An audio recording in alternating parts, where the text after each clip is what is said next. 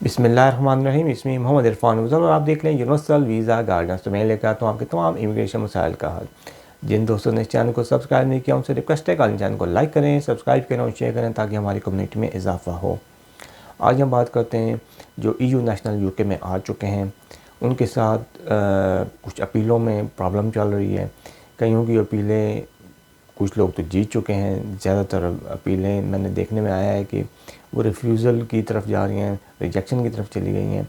उसकी छोटी छोटी वजूहात थी, छोटी छोटी रीज़न्स थी जिनको इन्होंने जो अपीलान थे या जो उनके स्पॉन्सर थे उनको टैकल नहीं किया, जिसकी वजह से कोर्ट ने रिफ्यूज़ल लगा दिया। तो आज हम इस पर डिस्कस करते हैं कि किस तरीके से एक अपील को फ़ाइल किया जाता है, उसको जीता जाता है, उसके अंदर इश्यूज़ क्या होते हैं और उसकी रेमेडी क्या है अगर आप हार जाएंगे तो।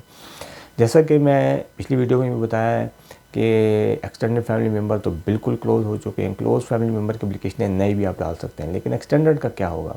अच्छा, बाद जो क्लोज़ फैमिली मेम्बर हैं उनके भी रिफ्यूज़ल देखने में ऐसा आया है कि बहुत ही नासमझी वाला रिफ्यूज़ल ये लोग लगा के भेजते हैं। मिसाल के तौर पे एक रिफ्यूज़ल मेरे सामने आया है, उसमें वो ये कह रहे हैं जी कि जो आपका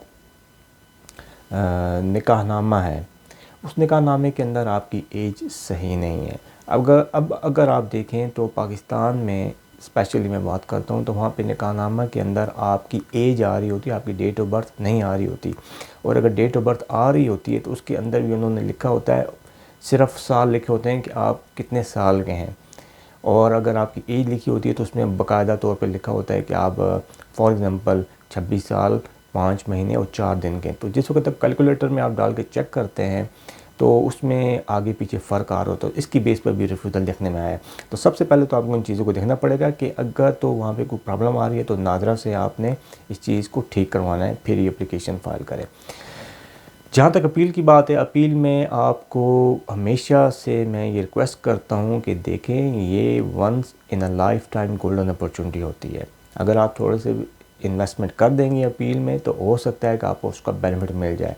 अगर आप खुद चले जाएंगे तो हो सकता है कि आप कोई कानूनी पेचीदगी को ना समझ पाएँ और आपकी अपील रिफ्यूज़ हो जाए। तो बेहतर यही है कि आप वकील के थ्रू जाया करें। अपील जिस वक्त आप फ़ाइल करते हैं तो सबसे पहले तो आप फॉर्म फिल करना है और उसके साथ ग्राउंड ऑफ अपील लगा के भेज देने होते हैं और बाद में फिर बाकी तमाम बंडल तैयार किया जाता है। बंडल में अगर आपका तो ओरल हियरिंग है तो आपको वकील तैयार करेगा, पेपर हियरिंग है तो जाहिर बात है वो भी अपील तैयार कर सकता है और आप भी तैयार कर सकते हैं।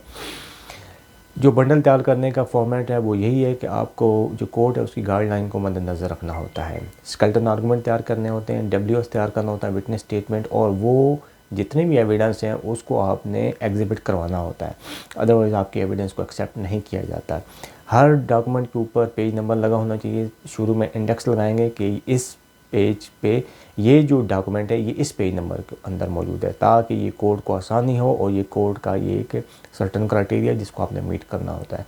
कोर्ट को अगर आप ईज़ नहीं करेंगे तो कोर्ट आपके लिए भी आसानी नहीं करेगी। अब होगा क्या, अगर आपकी अपील रिफ्यूज़ होगी तो फिर क्या करना है, फिर आपको अपर ट्राइब्यूनल में परमिशन के लिए जाना होता है। फर्स्ट ट्राइब्यूनल के अंदर ही परमिशन होती है पहली, उसमें आपको रिक्वेस्ट करनी होती है कि हमें अपील करने की इजाज़त दी जाए।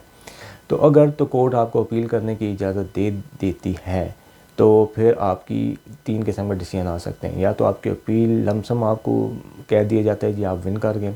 सेकंड, ये कहा जाता है कि हम आपकी अपील को दोबारा से सुनेंगे। थर्ड, आपका रिफ्यूज़ल आ सकता है। तो अगर आप दोनों केसों में जो आप जीत रहे हैं उसमें तो सिंपल प्रोसीजर है, आप नीचे वाली कोर्ट में जाके दोबारा हियरिंग होगी तो फिर दोबारा से इसको असेस किया जाएगा, या तो आप अपील जीत जाएंगे। अगर आपको रिफ्यूज़ल मिल गया तो फिर अब आपको अपर ट्राइब्यूनल में परमिशन टू अपील फाइल करनी है। बहुत टेक्निकल मसला है बहुत, क्योंकि इसमें अंदर लॉ इन्वॉल्व होता है, फैक्ट्स इन्वॉल्व नहीं होते। फैक्ट्स को मद्देनज़र रखते हुए आपने लॉ के ऊपर बहस करनी होती है। नई एविडेंस आप नहीं दे सकते, कोर्ट की मर्ज़ी है कि वो नई एविडेंस को एक्सेप्ट करे या ना करे, कोर्ट बाउंड नहीं है। तो ये बहुत टेक्निकल मसले हैं, आपको इन चीज़ों का ख्याल रखना पड़ेगा। थोड़ी सी इन्वेस्टमेंट हो सकता है आपके फ्यूचर के लिए अच्छी हो जाए। जिस वक्त आप अपर ट्राइब्यूनल की परमिशन से भी हार जाते हैं तो बस तमाम रेमेडीज़ ख़त्म हो जाती हैं। हर किस्म की रेमेडी के लिए आप अवेलेबल नहीं है। नई एप्लीकेशन भी एक्सटेंडेड फैमिली मेम्बर नहीं कर सकते। जुडिशल रिव्यू का ऑप्शन मौजूद है लेकिन बहुत मुश्किल होता है इसमें जीतना, क्योंकि उसमें अगेन बहुत हाई कास्ट इन्वॉल्व होती है, वकीलों की भी और कोर्ट की भी। अगर आप हार जाएंगे तो पेनल्टी का सामना भी करना पड़ सकता है आपको। तो ये थी आज की वीडियो। आई होप आपको वीडियो पसंद आई होगी। अपना और अपने लोगों का बहुत ख्याल रखिए। मेरे इस चैनल का भी थैंक यू।